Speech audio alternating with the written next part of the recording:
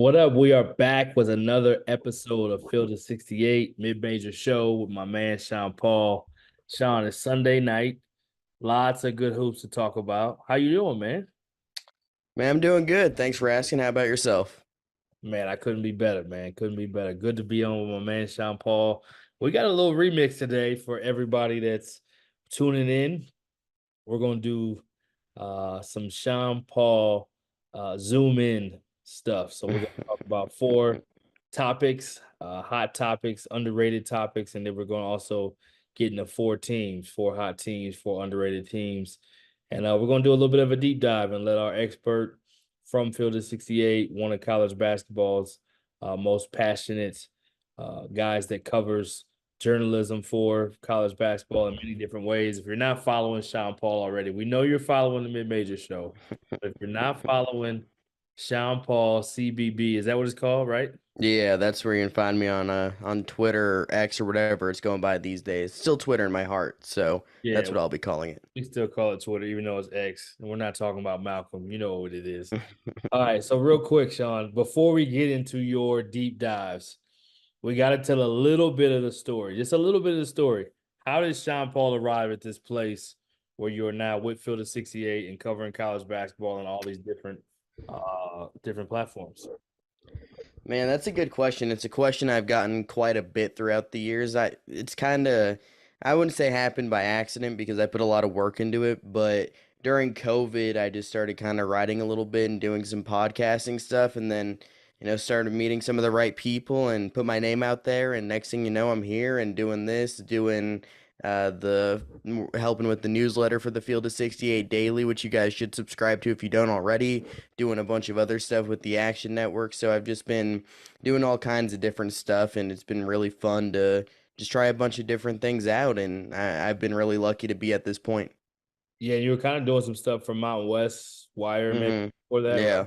Yeah, that was one of my starting things. They were really helpful to getting me started in this business too. So all the things that I've done throughout my time writing and talking about college basketball, it's all been a learning experience, and I'm still learning as we go right now. I'm not a veteran yet, so Yeah, I'm no, no still learning doubt. new things. Young Rookie of the Year. It's all good, man. Tell us about, at least I can remember the introduction to Sean Paul, at least the bigger one. I think you were writing and covering a lot, and your passion was jumping through the time period during that COVID window of time where it's like, who is this? hmm I think for the Yeah. longest time, correct me if I'm wrong, you had like a red something that was Yeah, it your was the St. John's mascot. I was It gonna say was the St. day John's, that right? COVID canceled the season.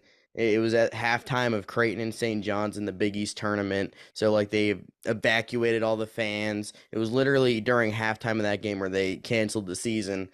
So we never got a final result. I think Creighton was leading at halftime, but the St. John's mascot just sat in the middle of the stands and they showed it on Fox. And I'm like, that's pretty cool. So I just made that my profile picture for like 2 years. Yeah, So. it was a strong one, Yeah. and then we've evolved now. But I think the part where you jumped out onto the scene a little bit more, we've talked about before on an interview we've done before we worked together here, which was hmm the ORU pick to up Yeah. Yeah. in the tournament. To take us back to that before we jump in, so we can just zoom out to zoom back in. Yeah. I mean, I think I was already kind of the mid-major guy to a lot of people before that, just that whole year. And I was like, you know what?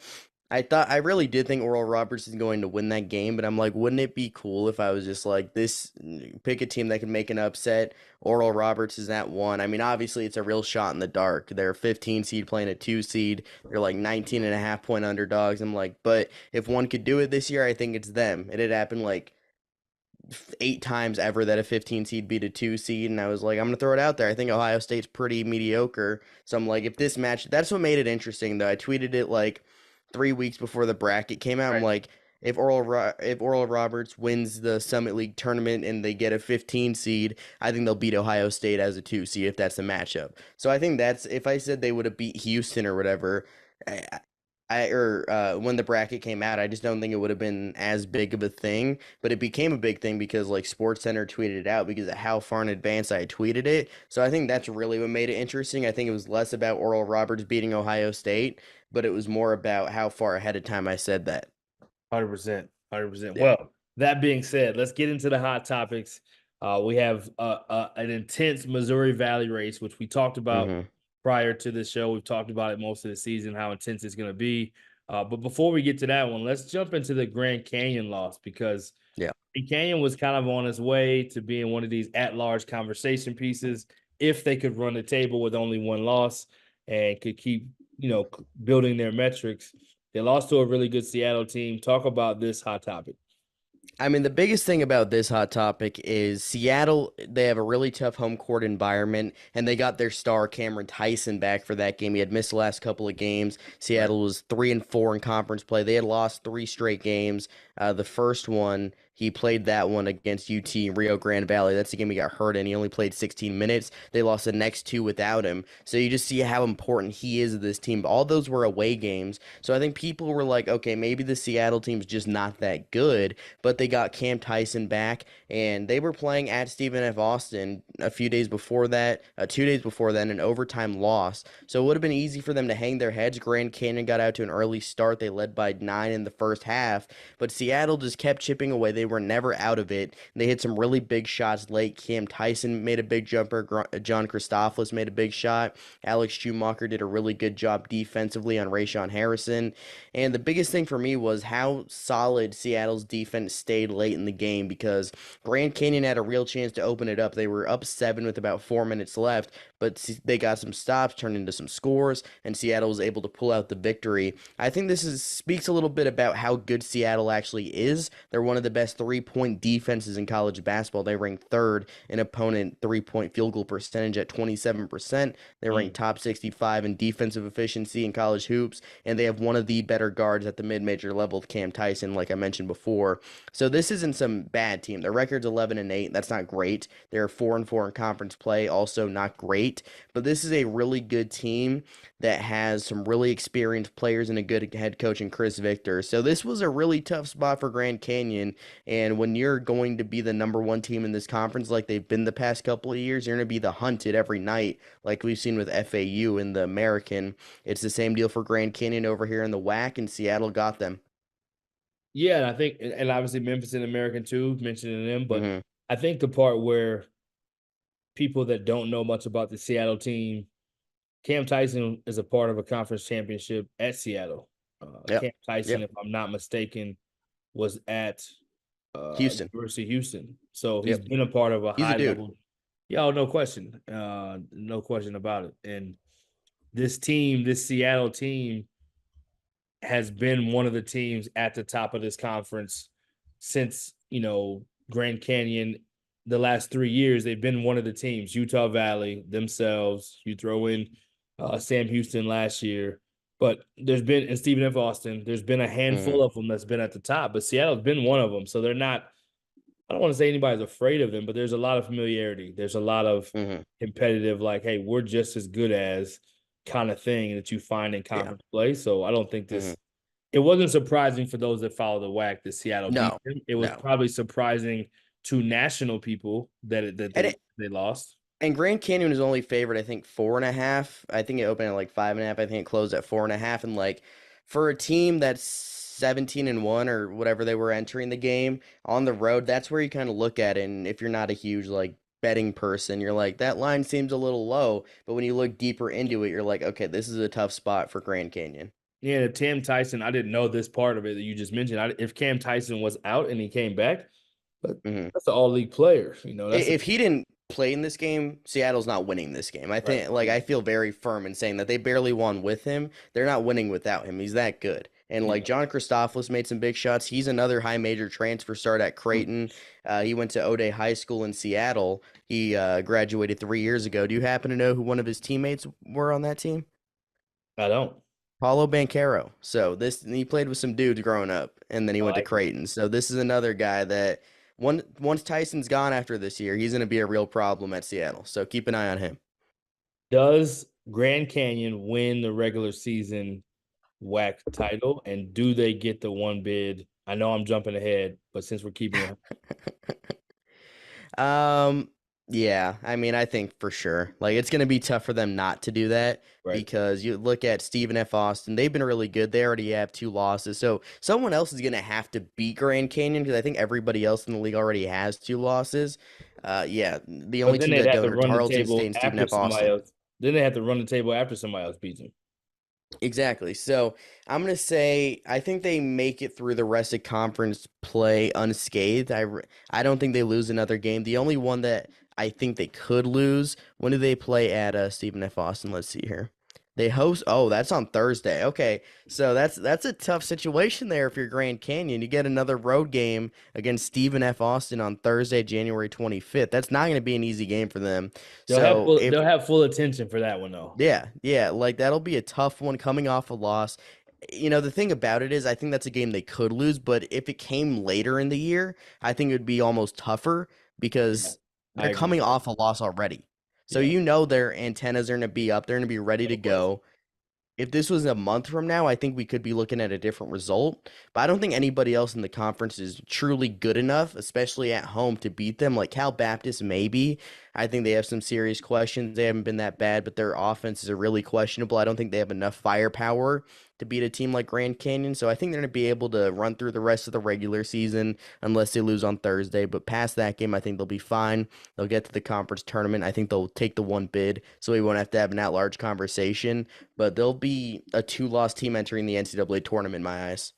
All right, let's go Missouri Valley race. It's intense. Drake has been awesome. Indiana State still has a lot of firepower. There's anybody in this league that can win on any night. It feels like so many really good teams, so many good players. What do you see in this Missouri Valley race that makes it such a hot topic? Man, it's interesting because Indiana State, like you said, they've been really good. They had a really tough fight in the first half today, as we're Yeah. recording this on Sunday against Murray State. That's a really good Murray State team. They were 5-2 in conference play. Steve Prohm has them going at a high level now So the after a rough 68 coach start. alum, he's an alum. Exactly. Steve Prohm, great guy, great coach.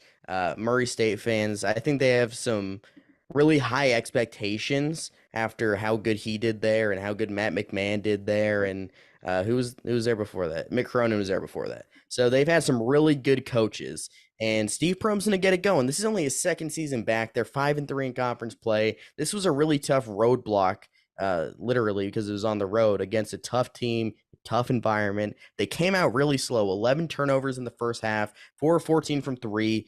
But in the second half, they just came out as a different team. They took 15 second half threes, made 9 of them.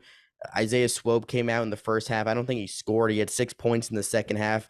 And Robbie Avila had a huge game, 20 points, 7 rebounds, 5 assists, still has the great goggles. This Indiana State team is one of the best offenses in college basketball, not just at the mid-major level, but at any level in college basketball. They shoot threes on 50% of their possessions. They make them on 41% of their shots. They have the number one effective field goal percentage in college basketball. And if you watch this team, they have the most modern offense in college basketball. They space the floor, which opens up driving lanes for your guards like Swope and Ryan Conwell. They have a lot of options because Yeah. they can drive and they can kick to shooters all over the place. They have Robbie Avila at the top of the key who can kick to shooters. He can shoot it himself. You just have so many different options when that floor is so spaced. You're not having one of your speedy guards like Swope driving in and there's already 3 dudes camping in the lane. You have so many different options. As a coach, you can speak to that, right? How important is spacing for a team's offense? Yeah, spacing, shooting, passing. I mean, they're a high skill, Mm-hmm. high IQ. They've been one of the best. They've been the best efficient offense in the country for most of the year. I'm curious your thoughts on these four. So, or these three teams. I'll throw out three. Mm-hmm. Obviously, Drake is leading the way. They beat Yep. Indiana State at home. They've won 4 in a row. They were our preseason number one, and they still sit after this week. The poll after this show will deliberate a little bit and talk a little bit about top 25 before it comes out tomorrow. But Drake very well is in that. They're now in that top two, really, because they were in the top three prior Yep. to it. Now Grand Canyon's lost, so it's Princeton or Drake to be at number one. And then you got Bradley, who's won 8 in a row. And then you have Northern Iowa, who people kind of forgot about, who's won Yeah. 4 in a row. Yeah, I believe Ben Jacobson became the He all-time did. Missouri Valley Conference wins leader, right? Sure did. That dude churns out wins like it's nothing really. He's a great coach. They're 5-3 in league play. They have a big win over Sanford this year. They beat a really good Richmond team. This team is not some pushover. They have some real talent. They're a great defensive team, really steady on offense. Nate Heisey has really become a go-to glue guy. He's shooting over 40% from deep. Bowen Bourne's a big-time scorer. Titan Anderson's really solid. They don't have a ton of depth, but they have that shooting, they have that defense, and that big three can really play. For me, outside of Indiana State and Drake, because Drake, they have the dude in Tucker DeVries who scored Yep. 25 points in 3 straight games against Yep. Indiana State, Southern Illinois, and Illinois State, 2 road games and 1 home game against the best team in the conference. He just went off, and we saw what he can do against some really good teams. They beat Nevada earlier in the year. They beat Akron, who's a favorite in the MAC earlier in the year. This is a really good team, and DeVries is just an absolute stud. But outside of those top two, I think Bradley is a team that just doesn't get enough attention. You look at what they Yeah. did the other day against Southern Illinois. They were down 22 points and they were able to just cut it down. They stayed very poised. They were down 23 points actually with 19 minutes left. They were down more points than there was time left in the game, and they were Absolutely. able to still win. I mean, that's really tough to do, but their defense locked in. Duke Dean hit some shots. Connor Hickman came up huge in that one. A couple big shots late and one, just big time defense against Xavier Johnson, one of the best scoring guards in college basketball. This Bradley team is no joke. I mean, people forget how good this team is because of how good Indiana State and Drake are. But this team has won 8 straight games. They're 14-5. They're 75th in Ken Palm. They have an absolute stud guard in Duke Dean who can shoot it from 30 plus feet, and Malavi Leones who can lock down any opposing player on the court. Connor Hickman's a big time defender. Brian Wardle is just a type of guy. It doesn't really matter what he has on the team. Usually has a lot of talent, but he can win with lesser talent because he's that good of a head coach. Yeah, they were really good early on in the year. Was up as high as number 3, I believe, on our mid-major poll, Cinderella poll. Mm-hmm. They just had a little bit of a rough stretch, kind of right before, right in December and before the semester started, second semester. But they've been hot as can be, 8 wins in a row. I love this Missouri Valley race and keeping tabs on it. It's not Oh, only good. also, they have a win over Utah State, who's going to be a Yep. tournament team more than likely, and they also beat Tulane, who almost beat FAU, and they beat Memphis today. So, like, they haven't beat a bunch of cupcakes. They've beaten some legitimate teams and teams that are better than what are in their conference. I mean, Utah State, they are 1 spot behind Indiana State in the Ken Palm rankings, and they're 5 spots ahead of Drake. So that's similar level competition to what they're going to be facing with that top two in the league. Yeah, I like with this team. I just think this Missouri Valley race is going to be so great when it comes to the actual conference tournament. I think it's going to be, Mm-hmm. yeah, you have no idea who's going to win it because there's so many teams that could have a chance to within any league, but this league in particular. Let's go to some of your undercover topics. Let's talk about an interim tab that needs to be dropped and a Mm-hmm. already anointed player of the year in the horizon. We'll start with Noah Reynolds. I got a Yeah. chance to cover this young man That's your closely. boy, so Yeah, I I wanted got to a tee you chance up to there cover him too. closely, and he was doing work in the Mountain West. I mean, he was proving that he could be a lead guard in the Mountain West on a really good team. He was a backup on that tournament team, so he got a Mm-hmm. chance to taste the tournament. He's been around high level coaching, and he went with Sundance Wicks, who was assistant at Wyoming, and decided to roll with him to the Horizon. And I don't think people knew how big of a deal it was. And now, if I'm not mistaken, he committed to Wisconsin He first, did, yeah, he so did. that says the level of play Yeah, of this young man. And he he was wasn't almost in the Big Ten. he wasn't going to be just a guy on the roster at Wisconsin. And you see they're a top 25 team. He would have been in the mix, contributing there as well. So I love Noah Mm-hmm. Reynolds' game. He's tough. He gets to the rim. He gets to the paint. He makes great decisions. He's got a swagger. I think his brother is on staff there, so they keep He it is. family. Yep. So I'm a huge fan of Noah Reynolds and what he's about and his edge that he plays with. And when you have a lead guard like that, you definitely give yourself a chance. And I love that what they're doing at Horizon, making some noise. This team won, what was it? What did I read? 3 games last year? Is that what I Yeah, read? they won 3-29 last Three year, and total that games got last year. that got Will Ryan fired. So not a great situation over there. The son of Bo Ryan, but not as good of a coach evidently. So Yeah, the bad, Sundance bad. Wicks He's enters. he's a bad boy, but he's been dominant. Talk a little bit about his play, his production, and then we'll jump to the interim tab.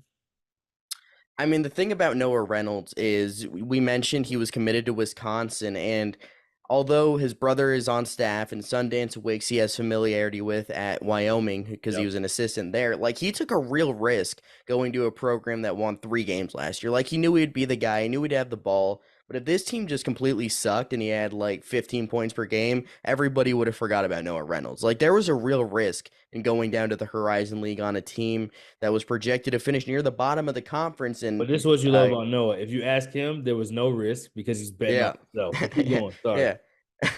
But the thing about it is, well, firstly, Green Bay fans, they love to point out that I said IUPUI would be better than them. I was wrong, clearly. I'm a man. I'm a man. I can admit when I'm wrong, and I was wrong. It's okay. It all happens. I I've mean, been wrong many times. in fairness, they were the two teams at the bottom of the league. I So also said IUPUI would be better than like 3 other teams in the league, but they are way better in Detroit Mercy. That's not even that team's terrible. But they are 0-20. That's like laughably bad. But Green Bay, like they're a lot better than I think anybody thought they would be. I thought Noah Reynolds could average 20 a game, but I thought the team would be bad. I right, thought he would average like empty calorie numbers, not because he's a right, bad player. I right, just didn't think they had enough around him. But right, he makes the team a lot better. He's the only player that's averaging double figures, and that's not to say they don't have talent around him. They do. Elijah Jones has been a really good player, 9 points per game, 6 rebounds per game. He's a good defender. He's a good athlete. He just impacts winning. And then you have right. a couple guys like Foster Wonders, who's a big time shooter, 42% from deep. David Douglas, a freshman who's going to be a real problem in this league moving forward. He had 26 points against IUPUI. He missed some of their recent games with an injury, but he had 15 against Oakland. That's a guy who can go get a bucket. Then you have Marcus Hall, who's a freshman. He's shooting 35% from three. Preston Rudinger, he transferred in from Valpo. He was a walk-on over there. He's on scholarship here at Green Bay. He had 18 in a big road win against Wright State where they scored 88 points. And the way that Noah Reynolds operates, like you said, he can get into the paint, he can shoot the three.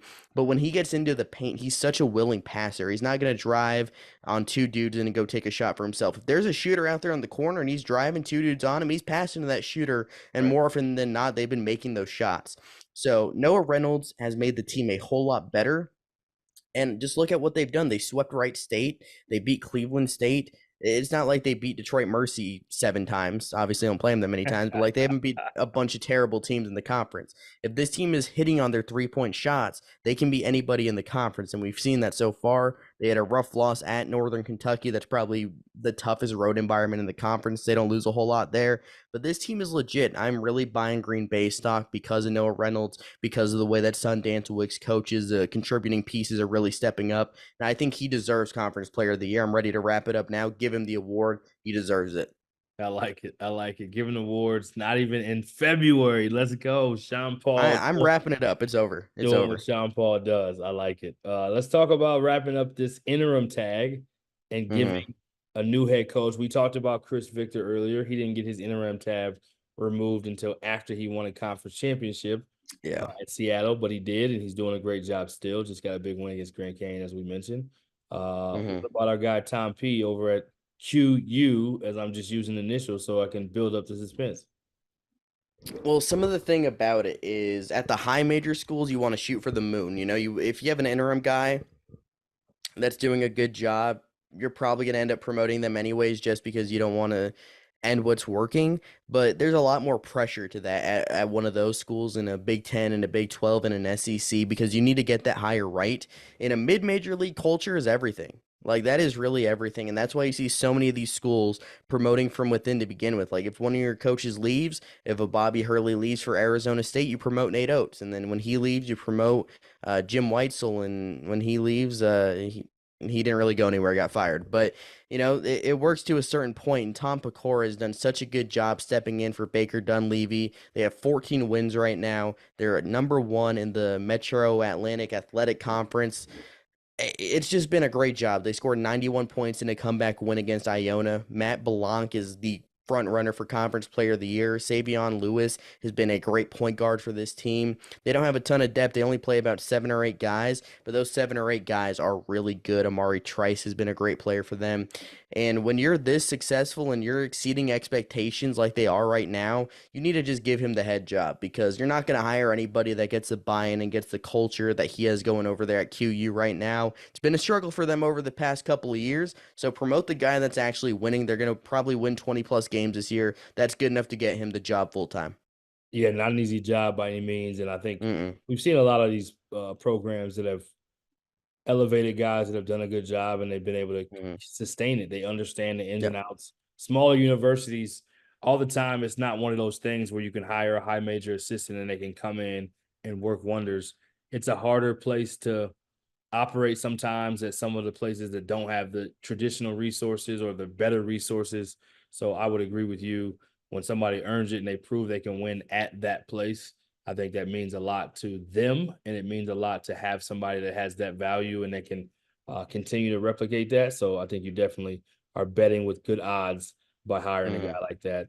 As you guys know by now, we've partnered with BetMGM this season. We'll be using BetMGM lines to make all of our picks, and we'll have special offers for the listeners and the viewers of the Field of 68 each and every week of the college basketball season. We have a special offer that will be available starting on Tuesday, January 9th, and running through Monday, February 12th, the morning after Super Bowl 58. If you haven't signed up for BetMGM yet, in honor of the big game, you can use the bonus code FIELD158 and you'll get $158 in free bets on your first wager with BetMGM, regardless of whether or not you win that first bet. Here's how you make it work. Download the BetMGM app.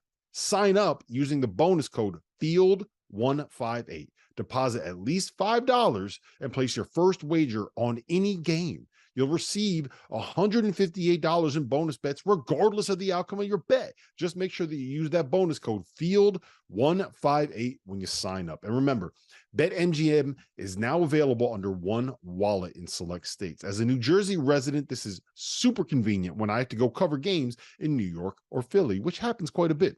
When you cross state borders, you just log into your existing account and fire away. You don't have to create separate accounts in each state. It's easy, it's simple, it's clean. And most importantly, we have some fun stuff coming up for the heart of the college basketball season. Bet insurance tokens, college hoops odd boosts, and my favorite, a nice juicy parlay boost. So download the BetMGM app and sign up today.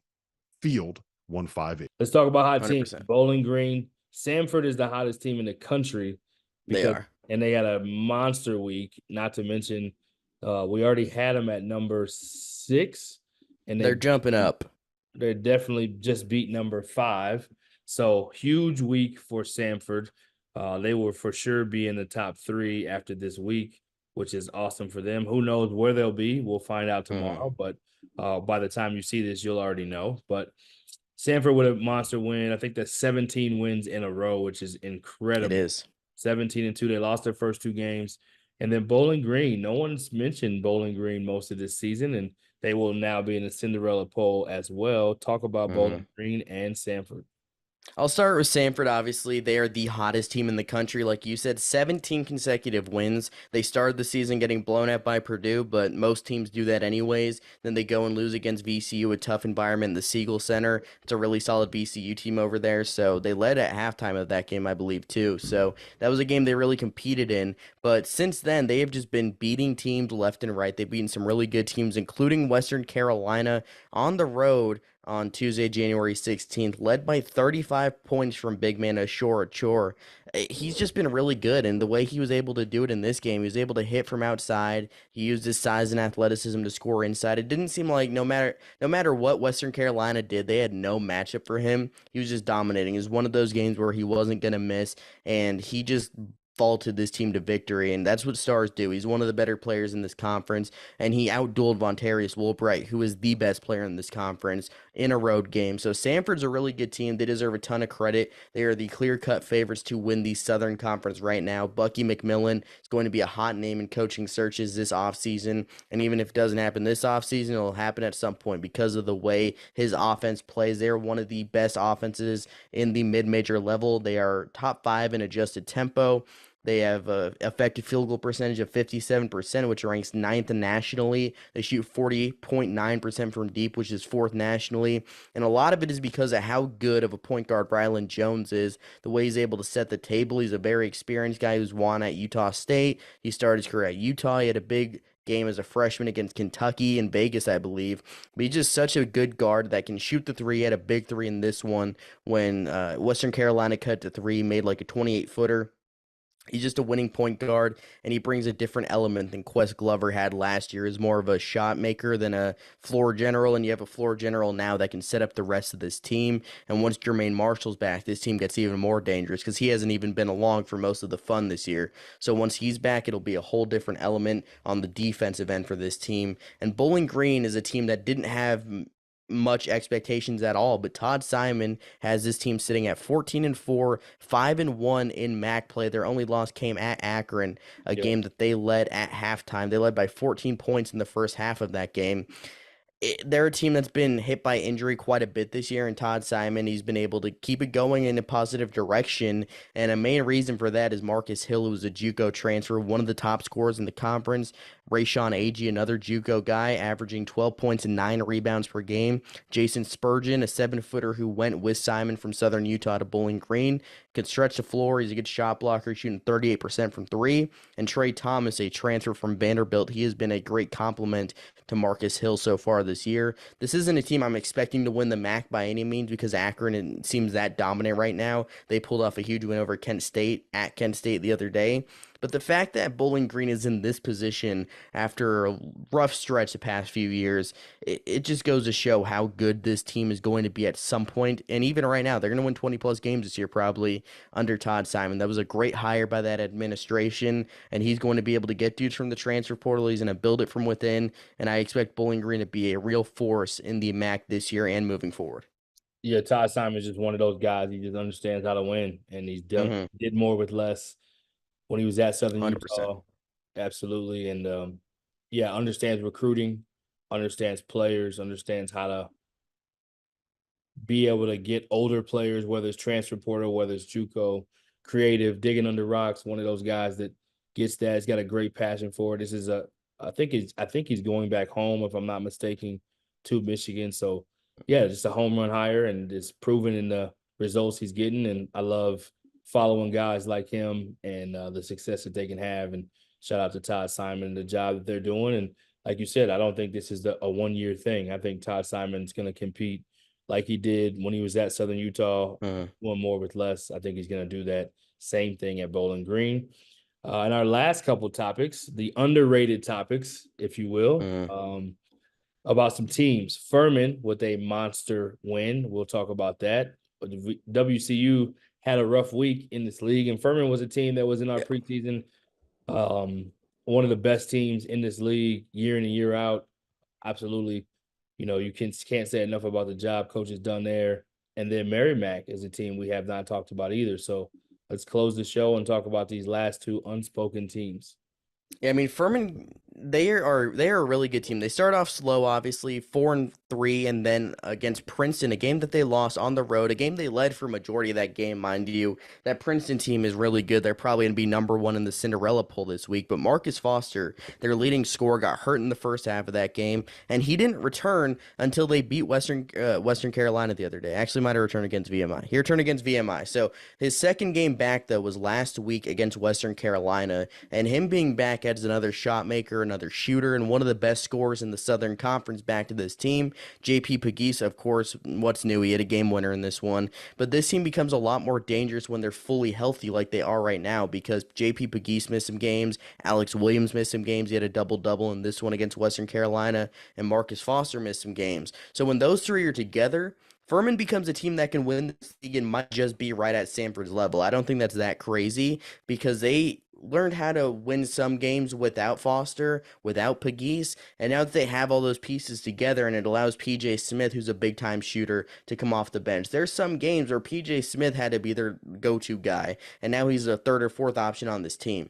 So Furman is going to be really good once again, and I think we saw that here against Western Carolina. They won by 3. They've won 4 straight games with Foster back, the way this team can shoot the basketball. Their defense is still a bit of a question mark, but this offense is going to be really good with the dynamic duo of Pegues and Foster. And then Alex Williams is a big-time defensive presence. He can really shore them up on that end of the floor. I think they'll get a little bit better defensively, but their offense right now sits at 119th in KenPom on an efficiency basis. I think that probably will end up in the 80 range because I am expecting them to have just a complete onslaught of scoring moving forward, and they host Furman on Wednesday, the hottest team in college basketball.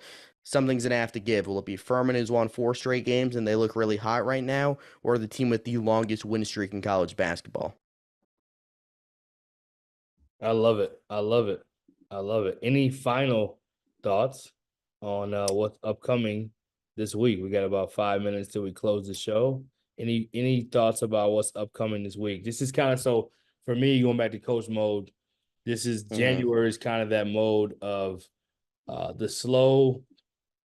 It's really kind of a grind of a month, right? The month is like you have so many games that's a different rhythm than you're used to when it comes to the preseason. You're kind of playing in tournaments, you're playing on weekends, you have some large gaps sometimes.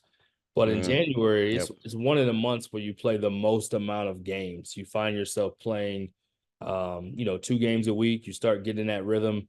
You don't have school at the beginning of it. So it's a grind. You find out a lot of where you are after that. But then February, we're getting to February, you start kind of getting that separation. You can flip them either way you want to say, but I think February is more of that month to get separation. Like it's everybody's kind of been through the first almost round of conference, if you will, or getting closer to that.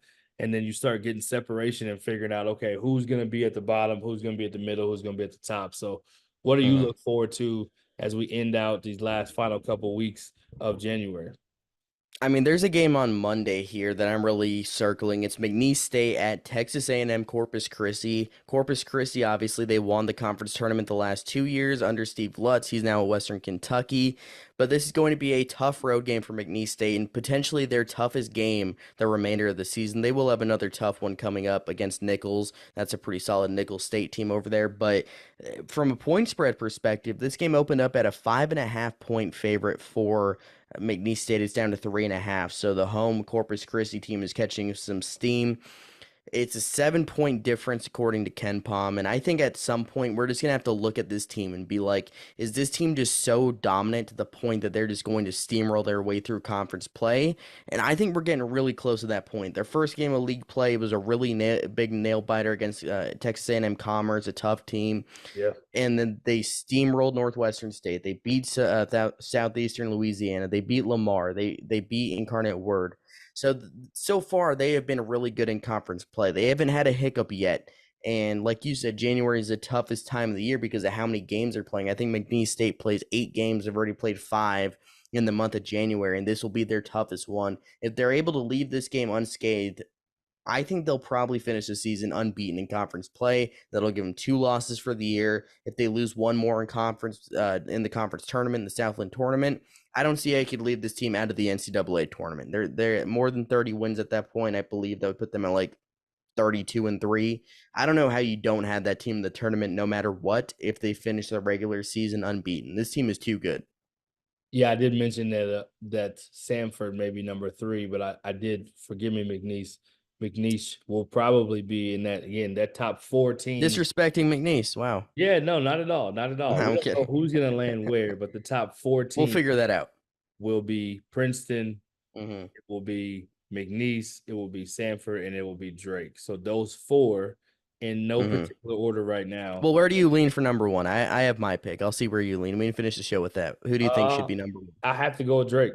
I have to go. You're going to go with Drake. I have to Really? go We're with going to have Drake. some deliberation then because I'm going to go with Princeton. Yeah. I mean, rightfully so. Rightfully Yeah, so. They were Princeton number has 1 2. loss. They When's were the last number time 2. Princeton lost? They Like have 1 November? loss. I do think the strength of the schedule is why I would say Drake Okay, that's fair. deserves to make that jump. You continue to see how good Indiana State is, and for them to beat them the way that they beat them. They didn't beat them in a buzzer beater. They pretty much dominated that final stretch of the game where they could win by double figures. So to me, I'm looking at the quality of win and the quality of conference because they beat SIU, who was 10 at the time in our poll. So they're just facing a different level of competition every night that they have to bring, where Princeton is an elite team. Their metrics show it, their statistics show it, but they're just not getting the same amount of tests in conference play. So I wouldn't. You're right. That's a good point. And I think they will be number 1 at some point if Drake loses. But I think right now Drake deserves to have because of who they're playing against. And then McNeese, I think, is right after Princeton. And then Samford, is hard not to jump them to McNeese because McNeese also hasn't had the competition. So it's almost like McNeese stays at 4 Sanford goes to 3, Princeton stays at 2, and then Drake goes at 1 for me. I think I'm okay with that. I lean Princeton, but I can go with Drake for this week because if Princeton truly deserves it, here's what I'll say. We can go with Drake for this week, but if Princeton beats Cornell at Cornell on Saturday, I would agree with we that. have to put Princeton number 1. I like that. See, that's what I'm saying. It's all about the matchup. It's all about the Yeah. proving. Because Cornell's a and- tough team. We're Absolutely, running out of brother. time here, but like Cornell's good. So if Princeton wins that one, they should be number 1. Well, you know where to find us. We'll be here back again next week. You know where to find him. Follow him if you don't. Turn on the notifications.